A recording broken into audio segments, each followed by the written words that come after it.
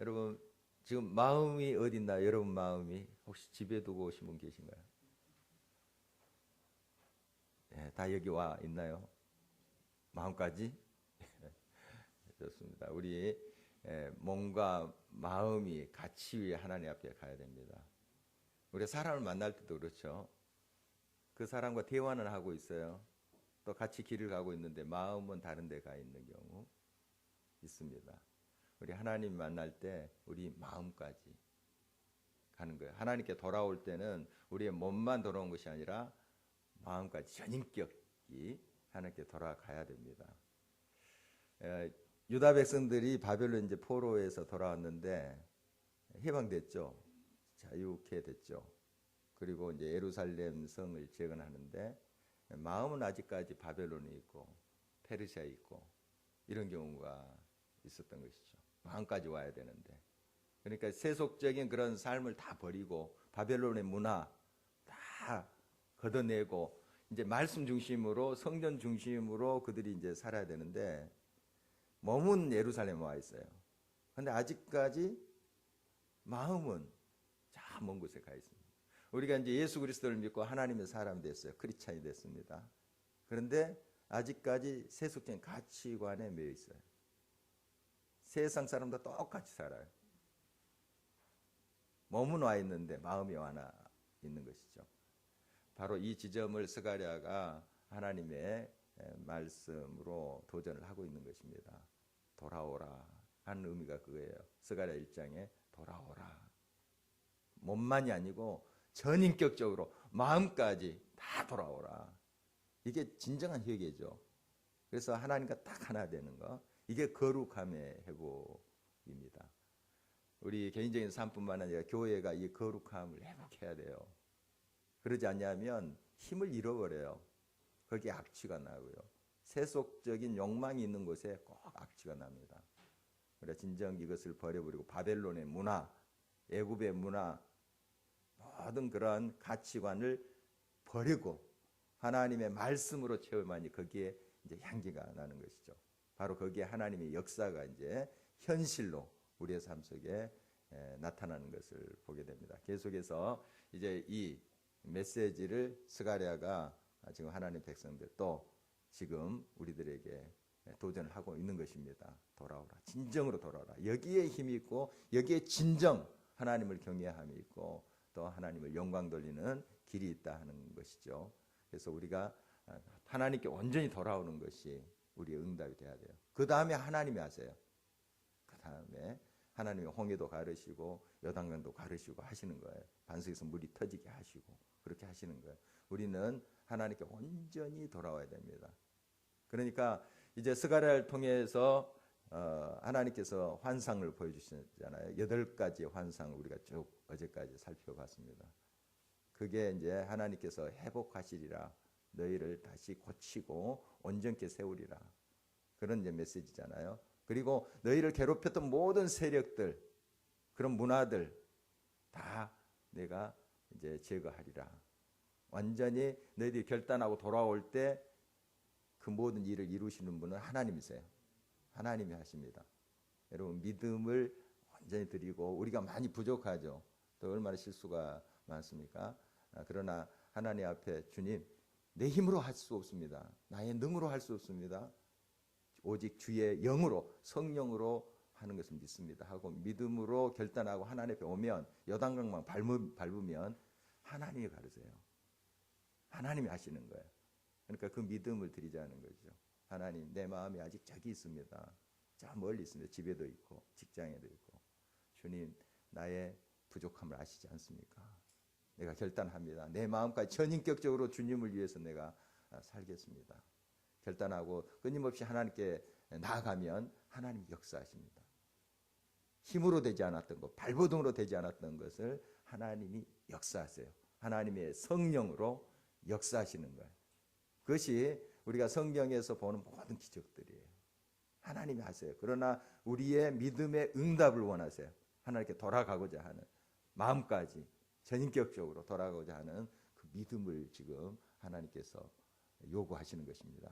이 시간 하나님 앞에 온전히 우리의 마음까지 드리는 결단의 기도가 있기를 바랍니다. 하나님이 역사하실 거예요. 하나님이 약속대로 함께 하실 것입니다. 내가 내게 돌아오면 내가 너에게로 돌아가리라 하는 것은 이미 하나님께서 다 준비하시고 하신 말씀이에요. 탕자가 집에 돌아오면 다 품겠다 하는 그런 아버지의 마음이죠. 우리 그 하나님을 온전히 바라보면서 오늘 또 믿음으로 응답했으면 좋겠습니다. 오늘 이제 본문의 말씀은 8가지 이제 환상이 다 보여지고 이제 금식에 대한 말씀이에요. 금식. 그러니까 어떤 종교적인 행위와 삶에 대한 이야기예요. 신앙과 삶에 대한 이야기. 우리 같이 한번 살펴보도록 하겠습니다. 2절 말씀 볼까요? 7장 2절 말씀. 한 목소리 읽어보겠습니다. 그때에 베델 사람이 사라셀과 네겜멜렉과 그의 부하들을 보내어 여호와께 은혜를 구하고, 이 베델은 북왕국 이스라엘 땅이에요. 예루살렘에서 물론 멀지는 않습니다. 한 16km 북쪽에 있는 곳인데 옛날 북왕국 남왕국 이렇게 갈라졌던 거 아시죠? 북왕국의 그런 종교의 중심지예요. 베델과 북쪽에 단, 남쪽에는 베델, 북왕국의 남쪽에 베델, 북쪽엔 단. 여기에 이제 송아지 이렇게 만들어 놓고 여호와다, 하나님이다 하고 이상하게 생겼던 그 역사를 우리가 알고 있습니다. 바로 그 베델의 사람들이 이제 예루살렘에 있는 그 지도자들에게, 종교 지도자, 지금 이제 재건하려고 막 하잖아요. 여호수아와 스룹바벨 중심으로 이렇게 해서 이제 사람을 보냅니다. 해서 질문을 하는 거예요. 그 내용인데 이름이 나와 있어요. 사라셀. 이건 아수르식 이름이에요. 사라셀. 물론 이 사람들 이스라엘 사람들이에요. 아수르식 이제 이름이고, 네겜멜렉은 블레셋식 이름이에요. 여러분 이제 역사적 배경을 이제 살펴보면 우리 일제 시대 또 마찬가지죠. 이렇게 일제가 강점할 때 이렇게 흩어지고 또 잡혀가기도 하고 징용으로 가기도 하고 해서 저기 구소련 땅에 가면 소련식 이름, 일본으로 잡혀가서 일본식 이름 이렇게 사용했었잖아요. 미국으로 간 사람 미국으로 간 사람 미국식 이름 해서 보니까 이런 사람들이 흩어졌다가 이제 이 예루살렘과 이 땅이 회복되자 이제 온 것 같아요. 기한해서. 그런 사람들 다 이제 이스라엘 사람인데 이름들이 좀 이렇게 섞여져 있습니다. 어떻든 이런 이제 사람들이 질문을 하는 거예요. 5월에 계속 금식을 했습니다. 5월 7일에 이들의 이제 달력에 5월 7일에 금식했는데 왜 금식의 유래가 뭔가 하면 주전 586년에 이 바벨론에 의해서 유다가 망하거든요. 그날이 5월 7일이에요. 그러니까 바벨론에 의해서 예루살렘이 회파되고 막 끌려가고 이런 아주 비극적인 날이죠. 참 그 역사적으로 이 날을 계속 포로 생활하면서 지켰어요. 70여 년 동안 그 날에 금식하면서 슬퍼하면서 하나님 우리의 죄 때문에 이렇게 우리가 끌려왔고 또 이러한 결과를 불러왔습니다 하면서 이제 회개하면서 하나님 앞에 또 회복해 주십시오. 뭐 그런 기도를 드렸던 날이 바로 5월 7일이에요. 그래서 바벨론 포로 생활 중에 이걸 기억하면서 계속 기도해 왔거든요. 기도해 왔는데 이제 돌아왔잖아요. 돌아서 성전도 이제 거의 완성돼 가고 스룹바벨 성전이죠. 완성돼 가고. 그러니까 이제 계속 이걸 해야 되냐 이런 질문이에요. 계속 이 금식을 해야 되냐. 지금 이제 포로로 잡혀간 것도 아니고 이제 돌아오는데 물론 그 포로 지역에 그대로 삶의 터전을 잡고 있는 사람들이 남아 있는 사람들이 있었어요. 우리 해방돼도 일본에 만주에 이런 사람들 저 사할린에 남아 있는 사람 물론 정치적인 이유로 못 오시는 분들도 있었지만 또 돌아올 수 있었는데 터전을 잡고 있어서 안 돌아오신 분도 계세요. 그것 좀 기억하시면 똑같지는 않습니다만 우리가 이해하기 좋게 그렇게 좀 비교해서 말씀드린 거예요. 바로 지금은 이제 돌아왔기 때문에 이 금식을 계속 해야 되냐 하는 질문이에요. 그때 이제 스가랴를 통해서 하나님께서 말씀하신 내용인데요. 참 찌르는 말씀이에요. 5절 말씀 한번 보겠습니다. 5절 함께 읽겠습니다. 온 땅의 백성과 제사장들에게 이르라. 너희가 70년 동안 다섯째 달과 일곱째 달에 금식하고 예통하였거니와 그 금식이 나를 위하여 한 것이냐 하는 말씀인데, 이 일곱째 달 금식도 했었어요. 더 철저한 사람은 다섯째 달 5월 7일만이 아니고 일곱째 달도 이제 금식을 했는데, 이것은 이제 예루살렘 그 성이 멸망할 때에 그때 이제 총독이 그달리아, 이제 유대인이죠. 유대인을 그때 총독으로 세웠어요. 왕 대신에 총독으로 세웠는데 이 사람이 암살당했어요. 암살당해서 그 날을 슬퍼하면서 지킨 금식이래요. 그러니까 더 철저한 신부는 바벨론 포로 생활에 5월 금식도 하고 물론 7월 금식도 하고 이렇게 했었죠. 어떻든 70년 동안 그들은 이렇게 금식을 했는데 하나님 말씀은 그것이 대체 나를 위해서 한 것이냐 하는 거예요. 금식을 했는데. 찌르는 말씀이에요. 너 예배를 드리는데 나를 위해서 예배하냐 이 말씀이에요. 우리가 하나님을 영화롭게 하고 하나님께 드리는 예배라고 생각하는데 하나님 우리에게 이렇게 도전하신 거예요. 그게 대체 나를 영화롭게 하는 예배냐는 거예요. 내가 그렇게 열심히 기도하고 뭐 철야도 하고 특별 새벽 기도도 하는데 대체 나를 위해서 하는 거냐는 질문이세요. 나를 위해서. 너를 위한 게 아니냐. 너의 연민을 위한 게 아니냐. 너의 바람을 성취하기 위해서 뭔가 나에게 얻어내기 위해서 너 중심의 신앙행위가 아니냐. 우리 다시 한번 이 메시지 들어야 됩니다. 정말 우리가 진정 하나님께 예배 드림이 하나님께 오롯이 영광 돌리는 것이냐, 아니면 내가 뭐 은혜 받고 위로 받고 이것이 먼저냐 하는 거예요. 물론 하나님께 온전한 예배를 드릴 때 하나님께 위로 주세요. 평강 주세요. 우리의 삶을 또 변화시켜요. 하나님이 하실 일이에요. 우리는 순수한 마음으로 하나님께 예배 드려야 되는 거예요. 순수한 마음으로 하나님을 위하여, 하나님의 영광을 위하여 하나님께 드려야 되는 거예요.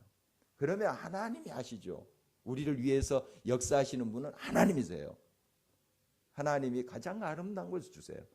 우리 효도랑 이렇게 비교해서 많이 설명을 우리가 들었잖아요.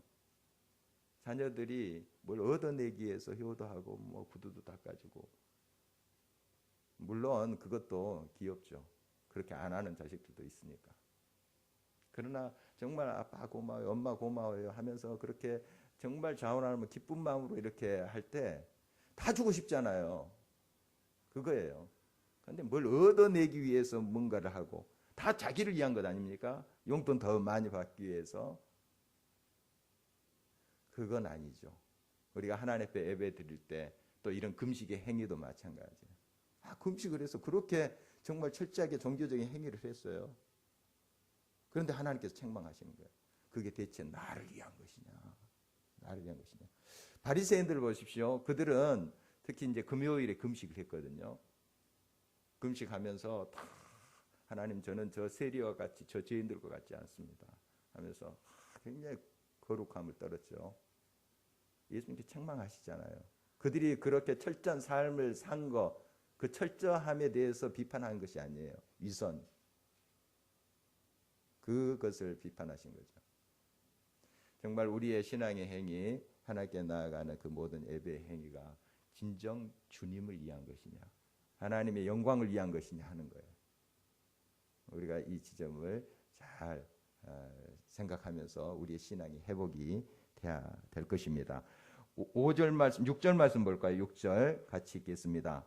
너희가 먹고 마실 때에 그것은 너희를 위하여 먹고 너희를 위하여 마시는 것이 아니냐. 금식 후에 이제 먹고 마시죠.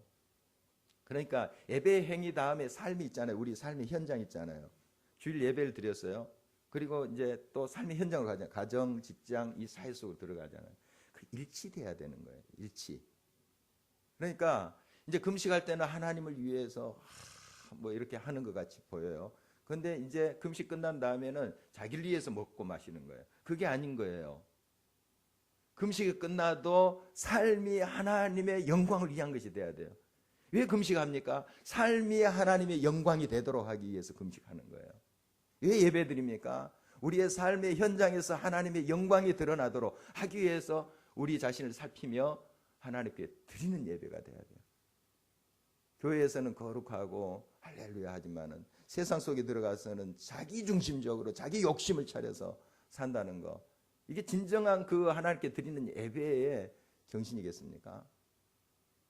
우리가 금식하면서 하나님께 기도한다는 것은 내 삶의 모든 영역에서 하나님의 뜻대로 살겠습니다 하는 거예요. 그래서 금식의 그 의미라는 것은 바로 하나님 없이 내 살 수 없어요. 이것의 고백이에요. 금식이라는 게. 그래서 정말 우리의 모든 이 금식뿐만 아니라 좀 넓혀서 우리의 종교적인 모든 행위, 예배라든지 기도라든지 무슨 절기라든지 이런 모든 것이 하나님 영광이 돼야 되고 정말 중심에 하나님 드립니다. 내 삶을 드립니다. 부족하지만. 그리고 내 구체적인 삶 속에도 그 하나님의 영광을 드러내는 모든 행위가 돼야 돼요. 일치해야 됩니다. 바로 이것을 스가랴를 통해서 하나님께서 도전하고 있는 것입니다. 겉보기에는 정말 하나님 위해서 금식도 하고 얼마나 힘들까, 저 배고픈데. 그리고 본인도 그렇게 생각했을 거예요. 정말 나는 이만큼 하고 있다는 것에 어떤 영적인 안위감. 난 이렇게 금식하고 있어. 난 이렇게 예배드리고 있어. 이런 행위를 하고 있어. 여러분 그게 아니에요. 여러분 하나하나가 하나님을 위한 것이 돼야 돼요. 하나님을 위한 것. 어떤 이제 이력을 보니까 책에 보니까 금식 40일 금식 기도한 거 딱 적어놨더라고요. 그 이력이에요, 자기. 물론 자랑할 만하죠. 얼마나 그 40일 금식 기도하는 대단한 일이에요. 그런데 그걸 이력으로 딱 해놨더라고요. 사실 하나님과 교제하고 하나님과 교통하는 것은 은밀한 중에 행하는 거 아니겠어요? 물론 친한 사람들, 가족끼리는 같이 또 나눌 수도 있겠어요. 그런데 그게 이력으로 이렇게 써놓을 일은 아니죠. 자랑이 아니죠. 정말 하나님을 위한 것이 돼야 돼요. 나의 경력과 이력이 이만큼 됐습니다 하는 자기 중심의 그런 종교 행위가 돼서는 안 돼요. 하나님의 영광을 위해서 하나님 오롯이 받아주십시오. 그러면 어려우니 하시겠어요? 하나님이 하실 일이에요. 나중에 우리를 위해서 하실 분은 하나님이세요. 우리는 하나님의 영광을 드러낼 뿐이에요. 예배의 행위와 세상의 모든 삶, 모든 게 마찬가지예요. 동일하게 하나님을 기쁘시게. 그러면 하나님이 하세요. 하나님이 역사하세요. 그런데 이게 바꿔졌거든요. 우리를 위해서 하려고 그래요. 그러니까 하나님이 그래 내가 할 일 없구만 너가 다 했으니까. 그렇게 생각하실지 모르겠지만 좀 우리식대로 한번 생각해 보면 여러분 하나님의 영광을 오롯이 드러내세요. 모든 것을 하나님께 영광 다 하나님 다 하세요. 다 우리가 다른 사람에게 공표하지 않아도 40일 금식 기도했습니다. 나 이만큼 했어요. 저 세리와 같지 않습니다. 이렇게 안 해도 하나님은 다 하세요. 다 하십니다. 다른 사람 몰라줘도 다 하나님을 알고 보고 계세요. 그리고 하십니다. 역사하세요. 그 삶에. 이게 믿음 아닙니까? 이 믿음의 본질이 흐려져 버린 거예요. 금식도 하고 대단한 종교는 열심히 있어도 다 그것을 이 땅에서 까먹고 있는 거예요. 하나님 다 아시는데. 여러분 우리가 진정한 신앙의 회복이 있어야 되겠습니다. 또 한 가지는 이제 옛날 옛적에 멸망하기 전에 예루살렘 멸망하기 전에 이제 선지자를 통해서 하나님이 외치신 말씀, 하나님이 외쳤다 그렇게 표현을 하는데 7절 한번 볼까요? 함께 읽겠습니다. 예루살렘과 사면 성읍에 백성이 평온히 거주하며 남방과 평원에 사람이 거주할 때 여호와가 옛 선지자를 통하여 외친 말씀이 있지 않으냐 하시니라. 이제 선지자를 통하여서 누가 외쳤죠? 여호와가 외치신 말씀이에요. 외치다, 이게 히브리의 카라라는 것인데, 이게 드러나게 분명히 알아듣게 외친 것을 말하는 거예요. 그러니까 부인할 수 없어요. 이 외침은 선지자를 통해서 얼마나 많은 외침, 똑같은 말씀, 그러나 좀 표현이 다르지만 외친지 몰라요. 우리 선지서 보면 너희도 부인할 수 없다. 안 들었으면 나 그거 잘 모릅니다. 할 수 없어요. 왜냐하면 분명하게 말씀했어요. 알아듣게 말씀했어요. 바로 그게 뭔가 하면 그 다음에 이제 8절 이하에 쭉 나오는 말씀인데, 옛날 멸망하기 전에 너희들이 하나님의 인애와 공의, 그 사랑과 공의, 이것을 제대로 여러 사람들에게 행사하지 못했다는 거예요. 그러니까 가난한 자들에 대해서 인애와 사랑, 또 어떤 불의에 대해서 공의를 세워가는 일, 이 밸런스 있죠. 이걸 잘 세우지 못했다. 그래서 결과적으로 너희들이 멸망당했다, 황폐하게 됐다 하는 거예요. 여러분, 하나님의 백성으로서 우리가 살 때에 진정 오늘 또 우리의 삶의 현장에서 이 인애와 공의, 잘 밸런스를 맞춰서 하나님의 영광을 드러냈으면 좋겠습니다. 이 삶에 이렇게 돼야 돼요. 하나님 앞에서는 거룩거룩하면서, 삶은 또 직장에서 마음대로 내 욕심대로 내 주관대로 하는 것이 아니고, 삶 자체도 하나님의 정신, 인애와 공의 살아내는 것이 하나님의 뜻입니다. 기도하시겠습니다.